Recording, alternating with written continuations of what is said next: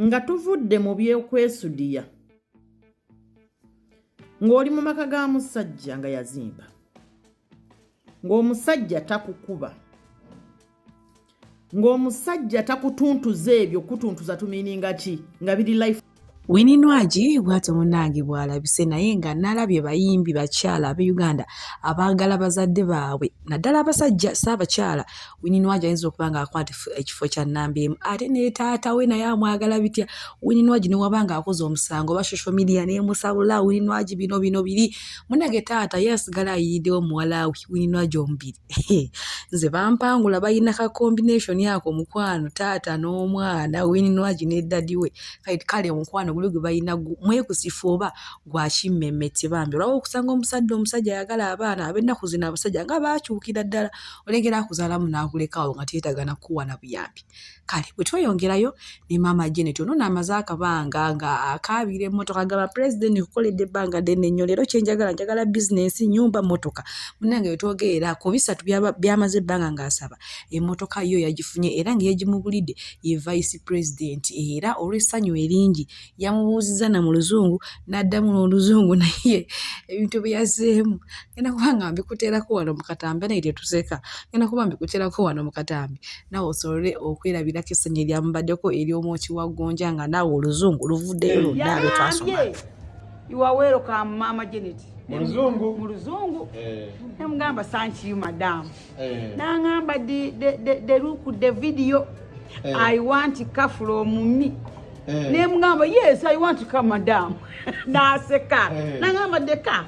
I want to come. Nanziramu I want to come. Namugamba yes, I want to come.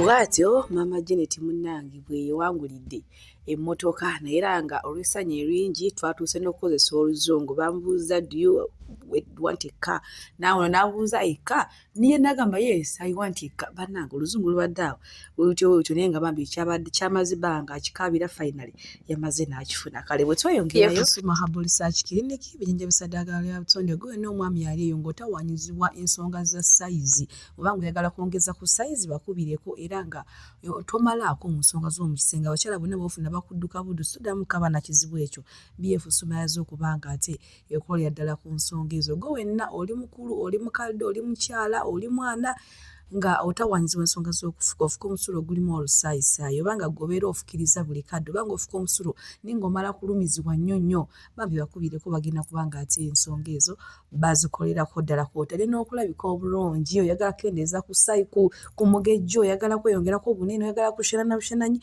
bakubireko byonna babikolako. Munnange bwe tweyongerayo ne musawo ono nga ayambye nnyo abakyala naddala ab'embuto naye nga yeekazaakulya single mother. Kati mali ntambula eyo nengwa ku vidiyo ye ng'agamba gwe n'omwana ow'obuwala mukwano nga tonneesobola wabanga omwami we akyakuleetera ekyokulya ng'akyakulabirira mukwano ebyokuno babireke nti kubanga obulamu ebwereyo gy'oyagala okuddukira gy'olengera abantu abalinga abali mu ssanyu mukwano biralamu obulamu bukaluba obulamu si bwangu ng'ate ggwe w'obeera okirowooza. Sigenda kuba nga mbiddamu nnyo kubanga yakoze vidiyo mpanvuko ddala ngenda kuba nga njibalekerako era mulabe obuzibu obuli mu single mother. Temunvuma just nange mbijjeeyo ne mbaleetera akatambi gwonna ayagala okuva mu nga tuvudde mu by'okwesudiya ng'oli mu maka ga musajja nga yazimba ng'omusajja takukuba ng'omusajja takutuntuza ebyo kutuntuza tumiininga ki nga biri life threatening. Muganda wange tova mu maka bakyala bangi bajja mu inbox yange musawo era omusajja nze ngenda kunoba omusajja mwenzi musawo ngenda kunoba omusajja tagula mmere musawo nze waka nze musajja. Muganda wange no biralamu single life biralamu single life I think it is a curse. Teri mukyala ajja mu inbox yange ne bavaayo wano ne babagamba bwe nali ngambye nti noba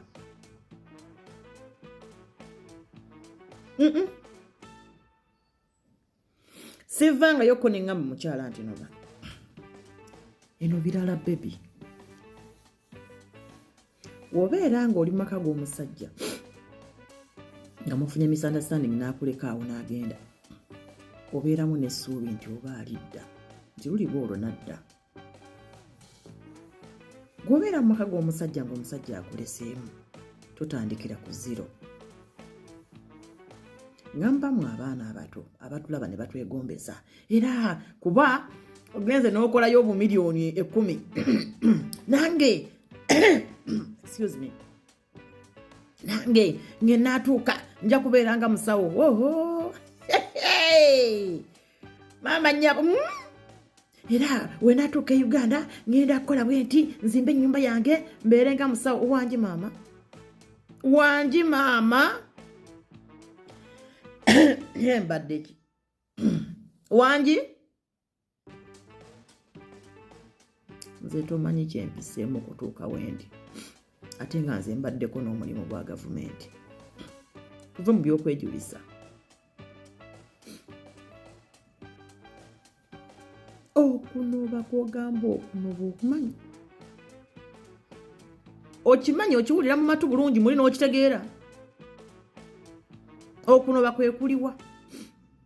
Okunoba kulinga omuntu gwe basudde mu wilderness mu kifo ekitaliimu mazzi, ekitaliimu bantu, ekitaliimu ki.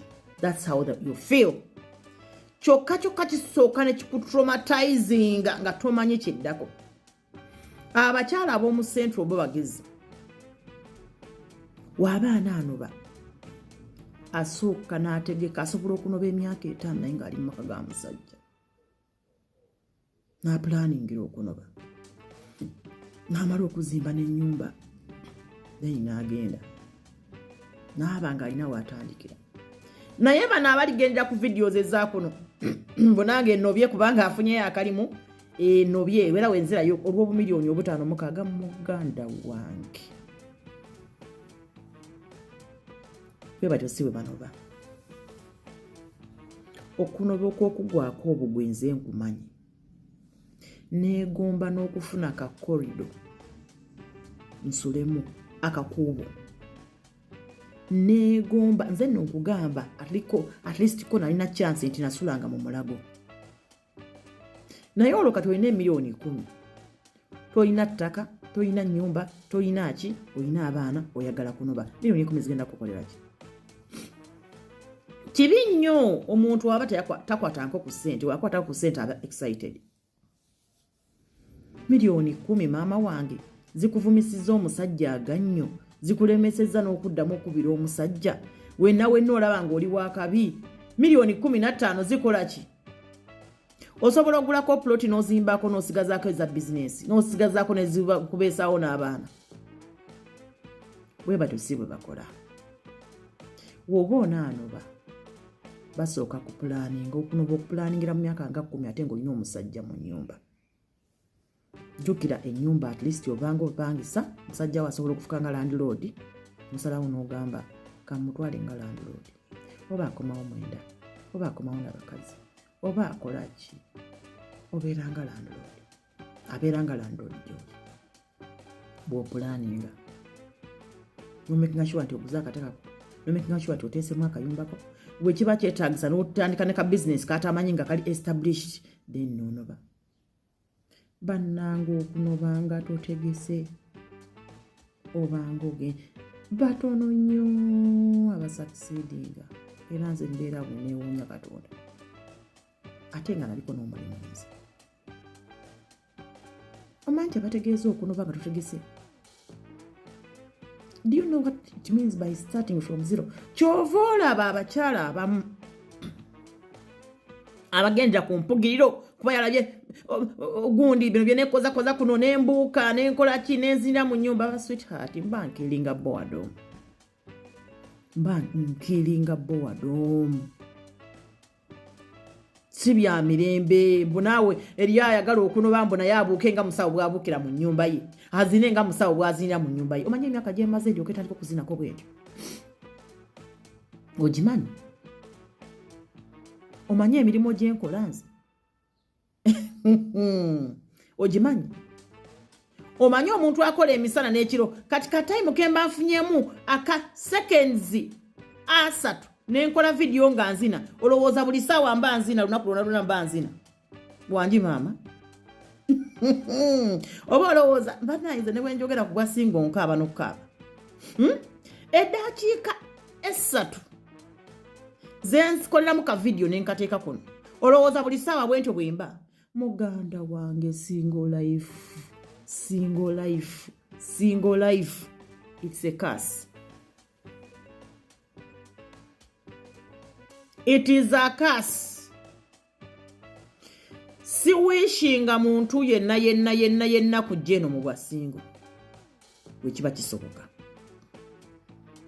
Tuyita mu bintu bye tutasobola kujja wano bagamba nze at least nagenda nsogolako naye obwasingo kyova olaba abakyala bangi ababbamuka ne babujjamu nga tebabumanyi tebabumalamu mwaka nga bazeemu obufumbo obulala.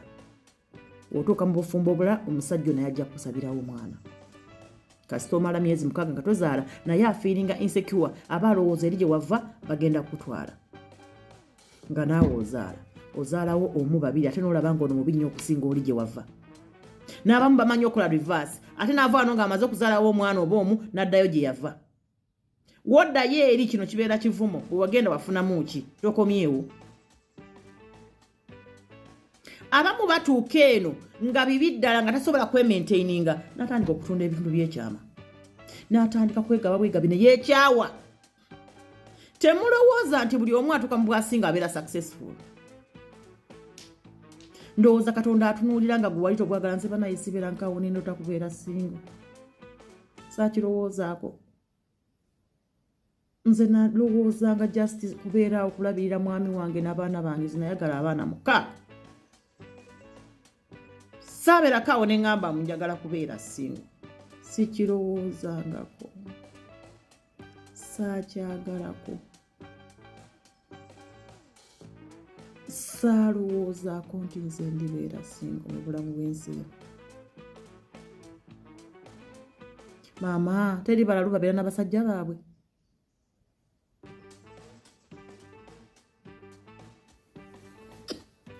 Tunuulira abantu abagamba mu nze nja kunoba.